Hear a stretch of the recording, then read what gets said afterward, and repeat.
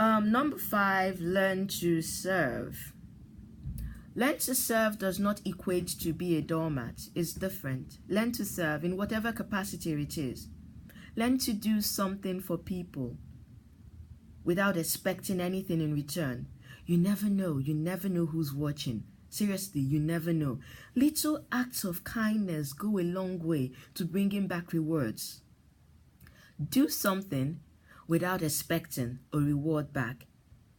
It helps. Even if you never ever get noticed for what you did, even if you never ever get rewarded, just the self-gratification that I did good, I did good, I did good for somebody, for a cause, for an animal, honestly, it goes a long way to affirm how good a person you are. Another thing, accept you want to settle down. That's another very, very important point. Accept you want to settle down. I see quite a lot of people write about who marriage help, and I'm like, okay, who marriage help, who girlfriend help, who boyfriend help. Okay, but deep down in their minds, in their hearts, they want to settle down, you know. But when they are in public, they put up this facade of, hey, I love myself too much, I don't need anyone, I can be on my own, I can do bad all by myself. It's not the right attitude. You don't know who's watching you. You don't know who's taking notes of everything you do, everything you say. If you're believing God for a life partner, my brother, my sister, there is nothing wrong in saying, do you know what? I'm open to being in a relationship. You never know who may have been eyeing you all this while, but because of the facade that you put up, they're like, okay, he doesn't want a relationship, she doesn't want a relationship, I'll let them be. You never know. Somebody's brother, somebody's sister might be at a place where they are open to a relationship, and someone sees you and likes everything you represent, but by the time they see your perceived, remember I said perceived outlook on life, the fact that you publicly always go on about not wanting to settle down, blah blah blah, they won't approach you. And even there's something my mom used to tell us when we were young. She always used to say, don't ever say things you don't mean. And even if you mean it and it's hurtful or it doesn't yield any good fruits, don't say it. You don't, my mom, and bless her, and they're kind of so superstition. You don't know, she would always say, you don't know which angel is passing by. You might say something derogatory and the angel will say amen to it, and it happens. I don't know if I really believe that, but okay, kind of I do. But what I'm trying to say is, let's just be careful. Let's just be careful the things that we say. If you want to be in a relationship, if you're open to the possibility of settling down, don't knock it down. Don't knock it down, and don't knock down those who are confident enough to say, do you know what?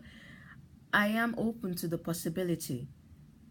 You never know who might be listening to you. You don't know. You never know who might have someone who's told them, oh, I want a wife. And the person now thinks, oh gosh, she would be good for him, or he would be good for her. But because of the things that you've repeatedly said, just because you want to put up a facade of, not caring, you just miss out on an opportunity.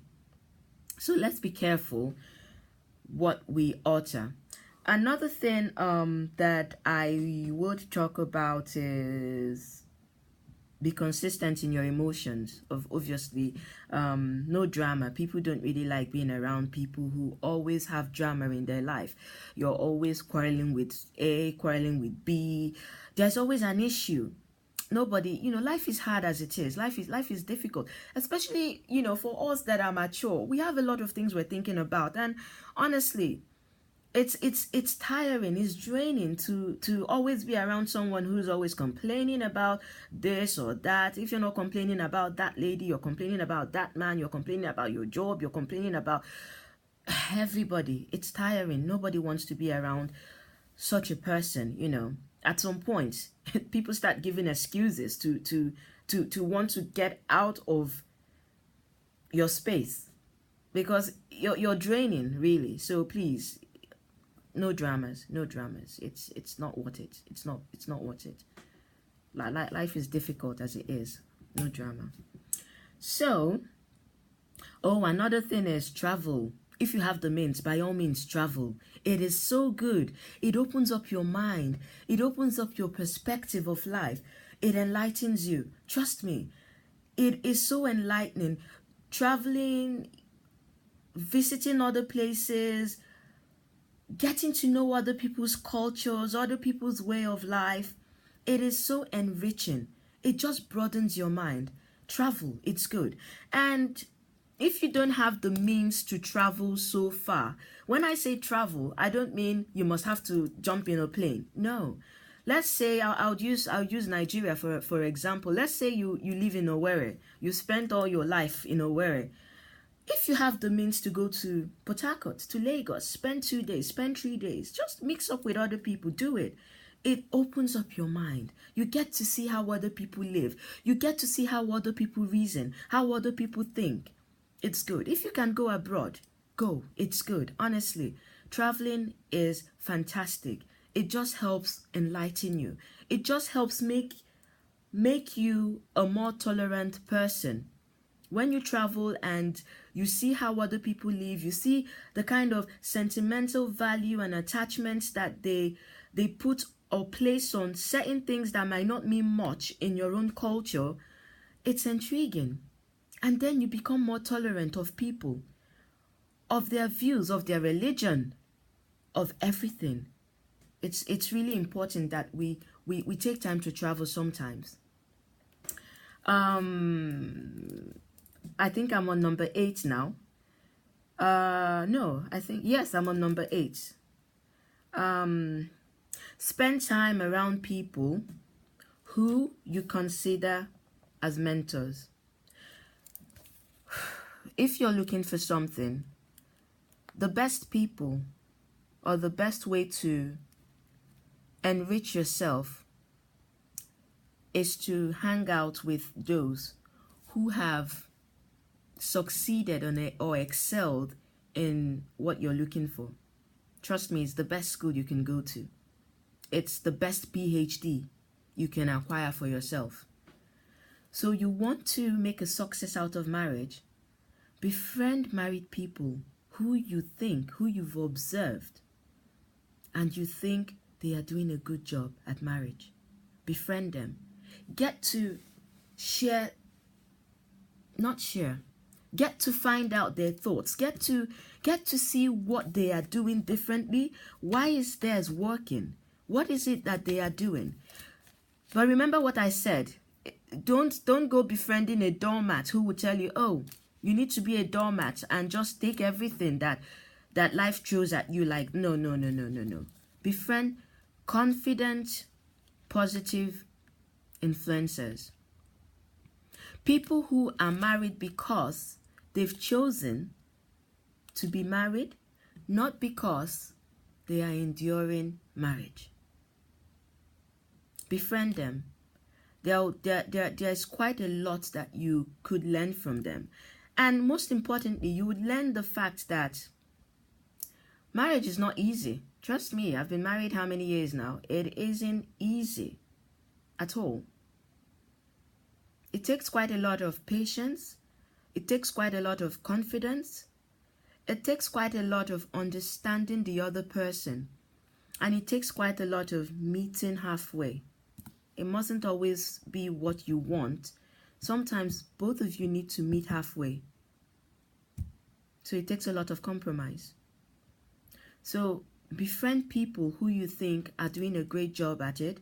And if you befriend them and you find out that, oh gosh, those people have just been living a lie, everything that they want us to think it is, and you know, they're just living fake lives. Run, run, run from those people. You won't learn anything from them. I'm not asking you to befriend people who keep up appearances and make it look as though they have it all.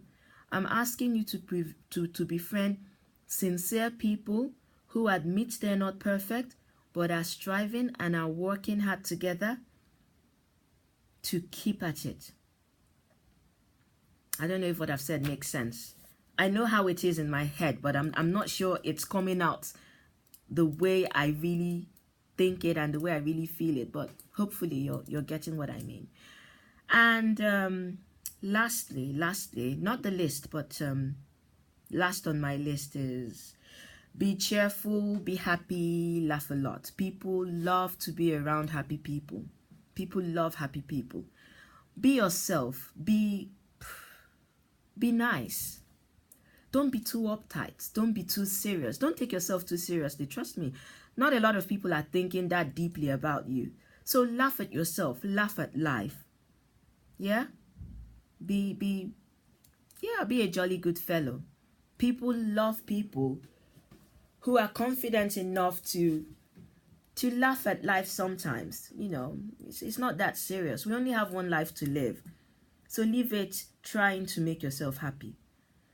The fact that you're not married now and you're in your 40s, you're in your 30s, and you really desire marriage, it's not the end of the world. There's so many other things you can do with your life. So many interesting things that you can do with your life.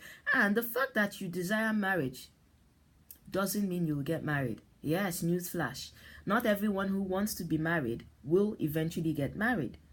So you need to also have that in your subconscious. If you're single, you desire marriage, you are at a certain age, it may never come. But that doesn't mean you shouldn't be happy.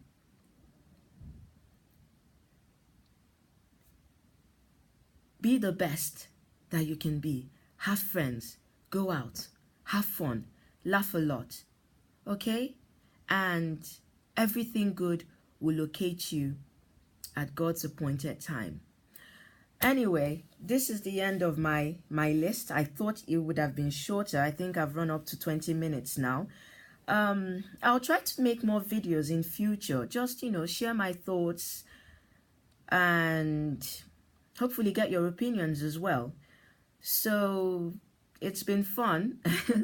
Anyway, take care and God bless you. I will be doing another video.